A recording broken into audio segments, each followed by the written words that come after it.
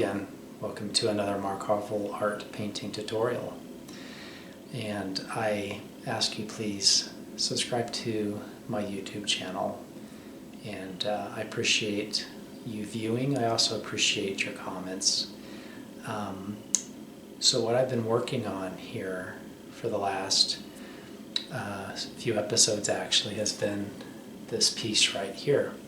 And I've been slowly building it out. In the last episode that I shared, we worked on our trees here, and I demonstrated about creating a sun glow bursting behind these trees and what that would look like. So in this episode, what I want to do is start working on these rocks. Now I've already started a couple rocks here in the background. I started building in a little bit of grass. I completed the path, though I think I'm still going to continue to work on the path a little bit. I'd like to get a little bit more texture, maybe a little bit more color and some more rocks and so forth. I'm going to bring in some more grasses that will sort of be encroaching on the borders of the path, and maybe some that's growing between some of the cracks as well in the ground.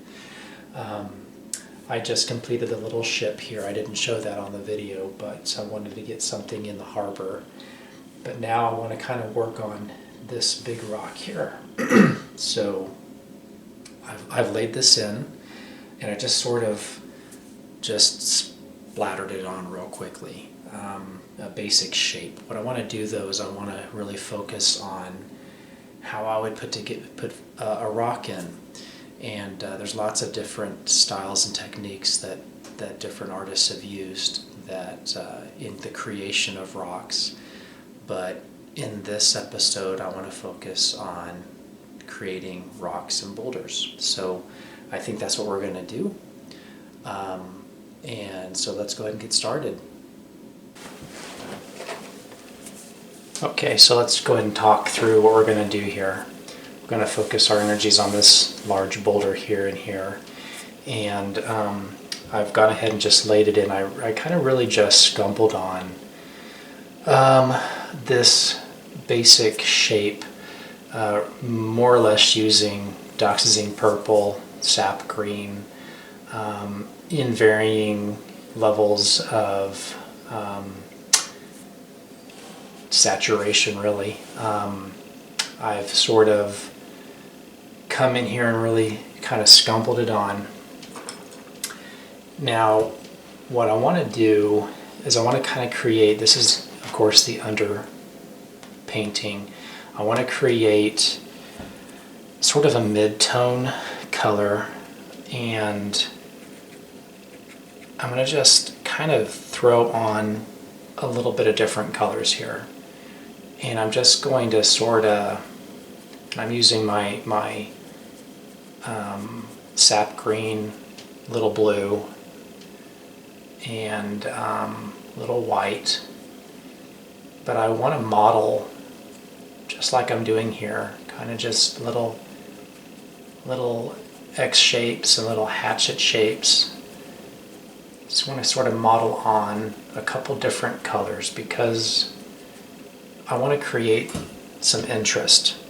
So I might grab a little orange and yellows, and I want to make sure that they are going to be pretty desaturated. We don't want to use bright colors here. We don't want to use pure colors. We want to definitely sort of gray them out. But I'm just going to scumble on a couple different colors that can really bring in some interest. Really kind of try to create a little bit of variety and interest.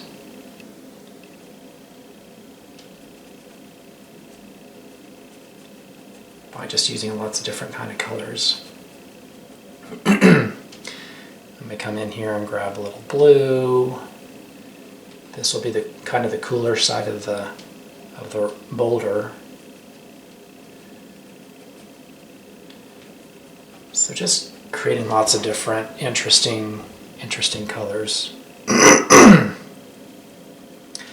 think I'll come in here with little alizarin crimson, little dioxazine purple, add a little green to that to kind of kill it so it's not too bold.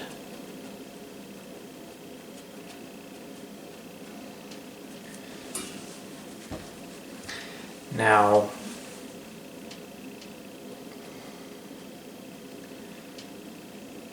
come in here and grab some sienna.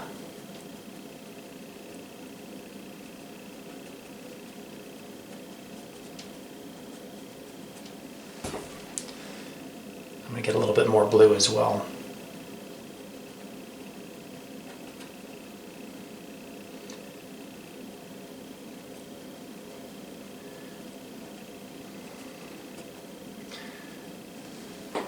And that just creates some really interesting varieties of colors. But again, you want to kind of keep it a little bit mid-tone. I've got some crimson here, and I've added a little bit of umber, because again I want to really kind of create a bit of a mid-tone.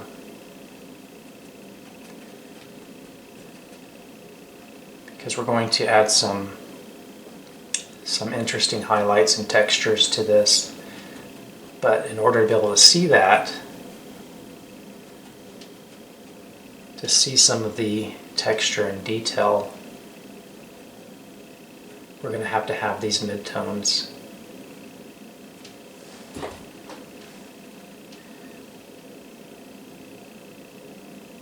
Now I'm just using my dagger brush here. This is a really great brush. It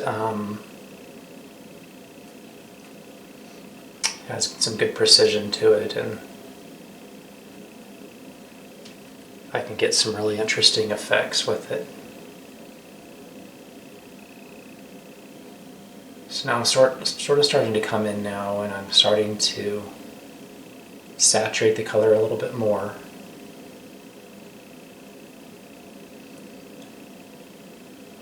And we're going to start to kind of pick out some of those highlights.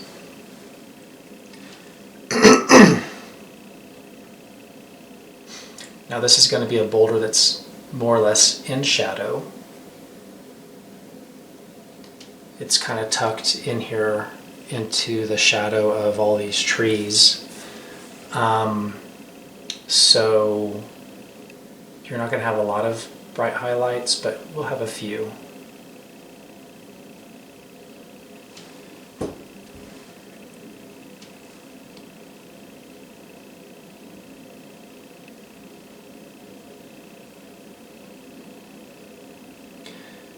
So now it's just a matter of starting to create some shapes and some forms.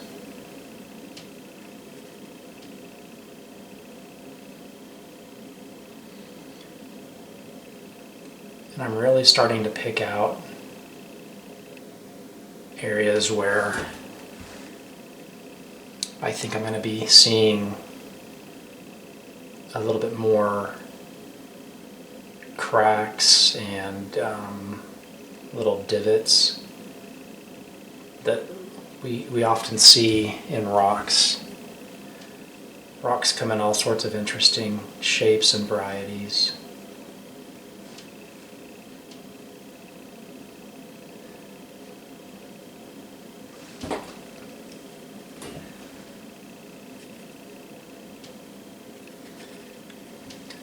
But as I said, we're going to keep it pretty dark.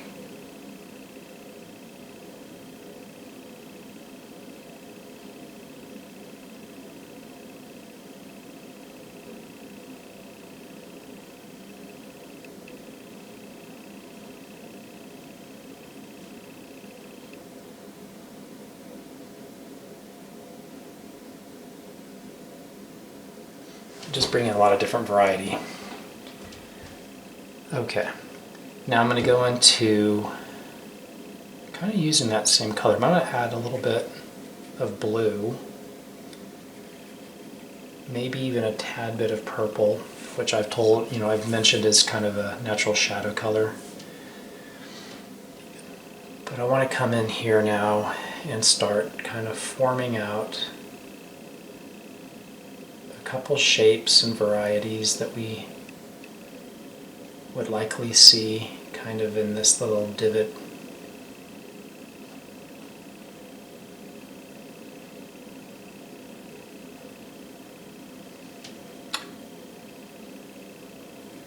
I'm going to make that just a little bit darker, adding a little more dioxazine purple and a little more blue.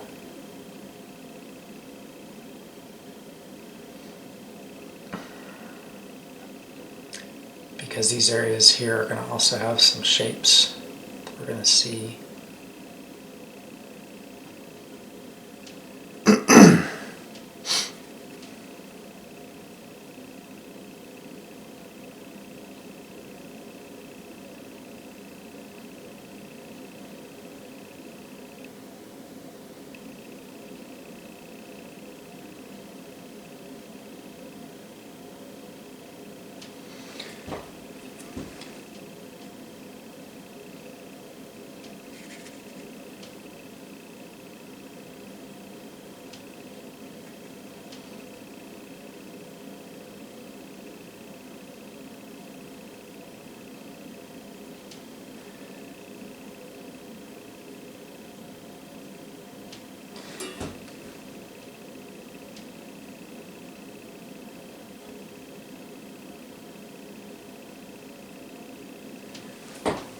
Okay, and that kind of gives us a good starting point here now.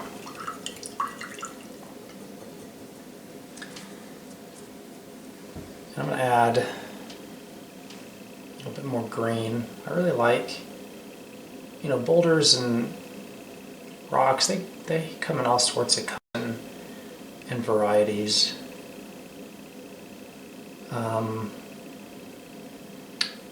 You can get some nice reflected highlight with this green.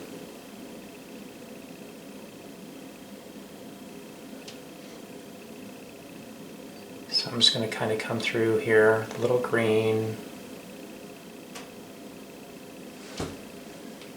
Add some more variety and interest here. Okay, now we're going to come back now, and I'm going to grab some more of that alizarin crimson. I'll grab a little quinacridone magenta, and I'm going to use a little titanium white. We're going to highlight this. So it's mostly going to be magenta, a little bit of crimson, and now I can start to come in and build out some of the brighter highlights. It looks like I'm going to go a little lighter.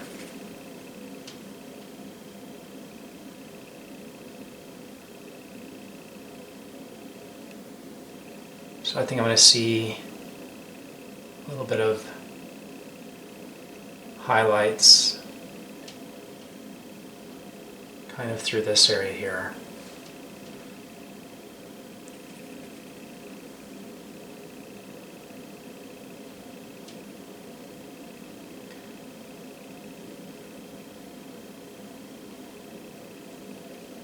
See, I'm just kind of keeping my strokes jagged and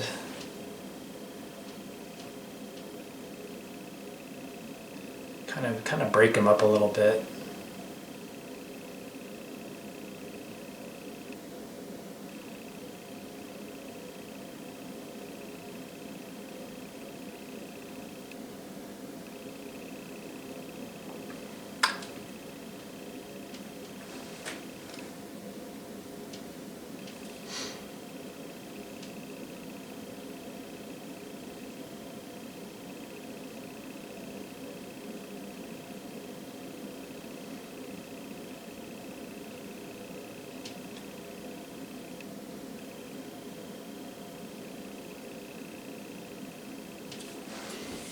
Okay, and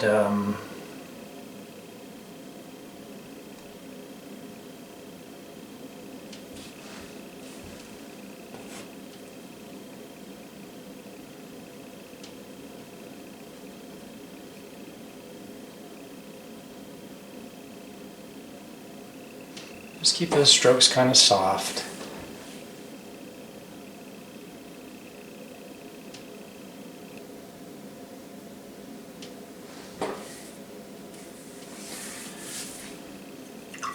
Okay, now the next thing I want to do is I'm going to come back with, I'm going to use this bristle brush here.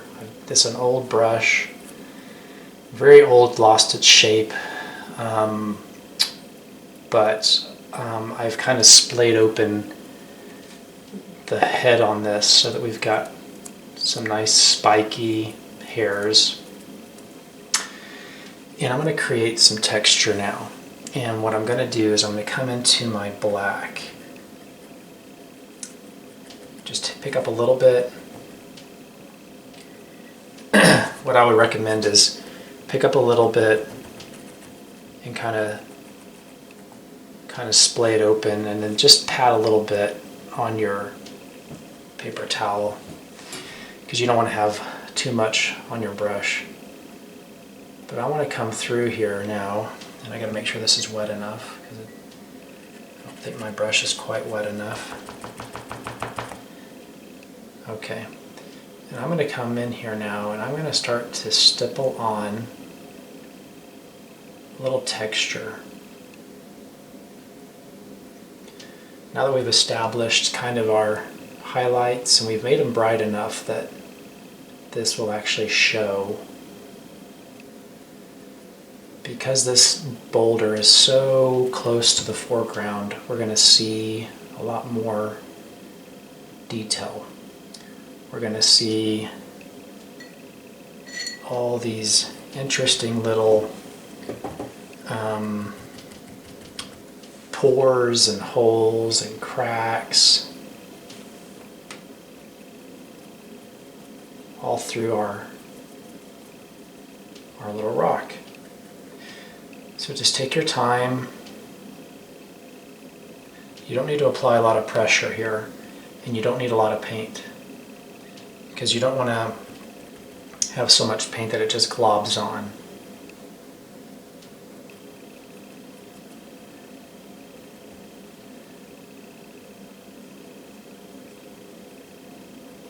I have some more. You can even use this kind of in some shadowing. Create some interesting shadows.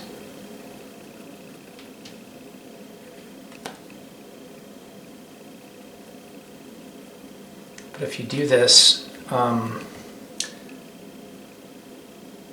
soft enough and with just a little paint, you'll still have a lot of that underpainting kind of show through.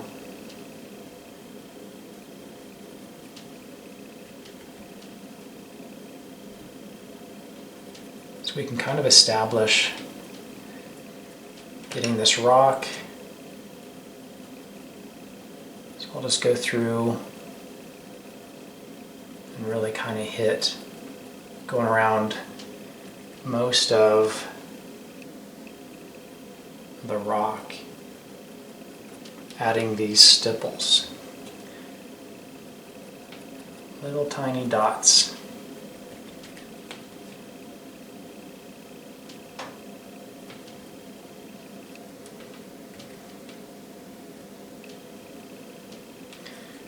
See, I went too dark there. So I'm going to wipe that off. And that can happen. So I have to reform my brush, kind of press it down. Very little pressure.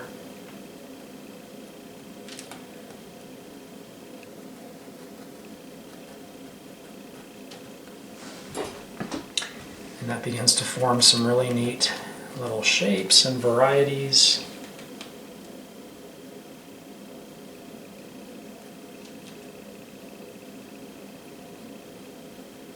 And just kind of bounce around.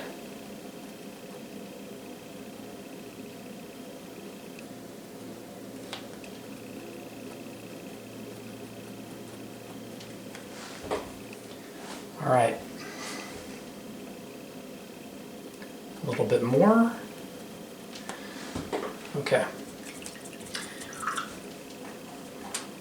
Now the same can be done, because I went into the black.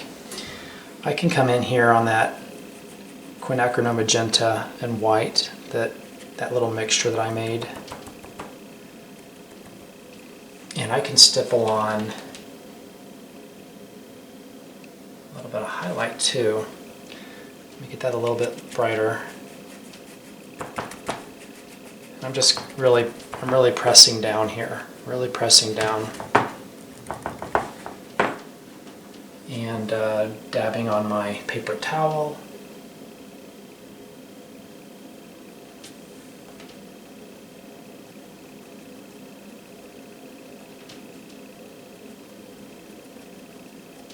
We can start to form out a little bit better.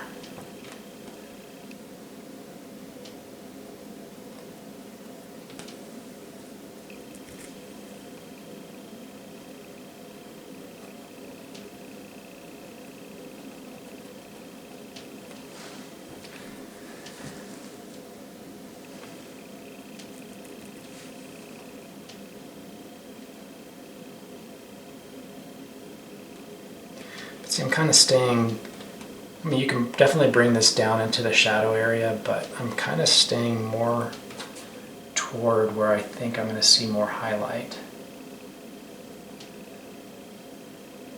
which would be, you know, on this right side of the rock. Okay, so that brings in some interesting texture. Now, what I want to do is I'm going to come back with my rigger brush, and we're going to create some sort of cracks now. So I'm going to kind of get this inky. All right. And then I'm going to look at where I might have some cracks.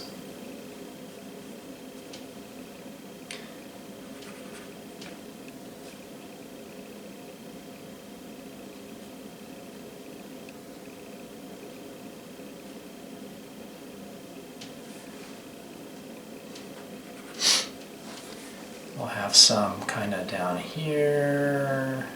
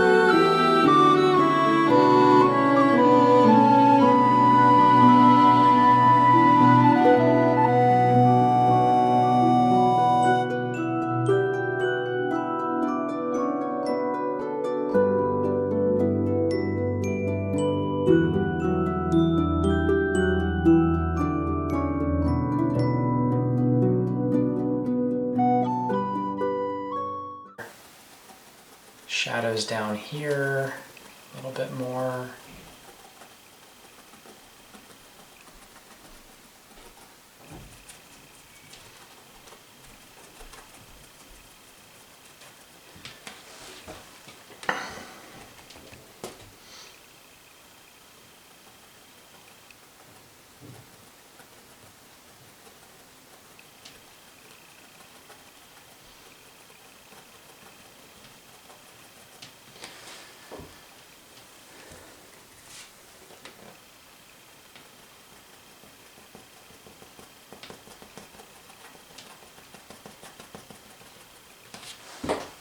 All right, so I think for the most part, I've got a pretty decent little rock here.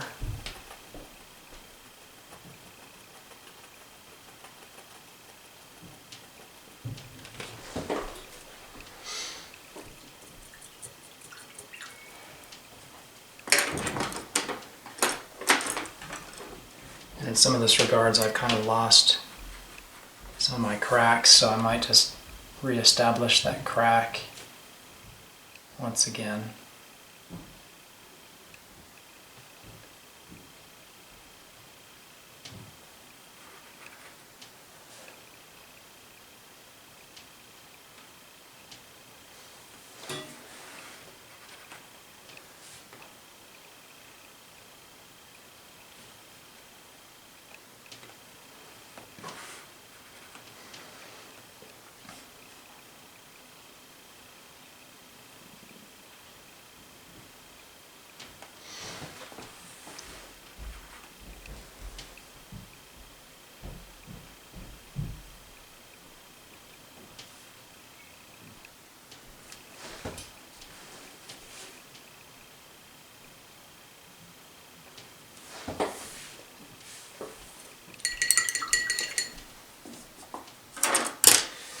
All right, then from this point on, we can really just bring in more of our grasses and shrubbery here that'll really, draw them up into the rock. That'll cause the rock to get seated and embedded kind of into the grass. We can build up this section right here with some grasses and shrubs, so that will sort of kind of help to really get that well situated. All right, so that's really more or less just a brief tutorial on building out our little stone here. I hope that was helpful for you. It's, again, it's one of many varieties of techniques that artists employ, to create a very effective stone. But again, there's a lot of different ways to approach that. Each one is very good and unique. You can use any one of those you want. Maybe use them all in your painting and add a lot of interest and variety. But when it comes to having a boulder that's kind of in the foreground, where you really want some better detail, a little bit more realism, a little bit more texture, I find that that particular approach, at least for me, seems to be very effective in creating that level of realism and detail. So once again, thanks so much for tuning in. Please subscribe to this channel if you've not done so already. And until next time, so long.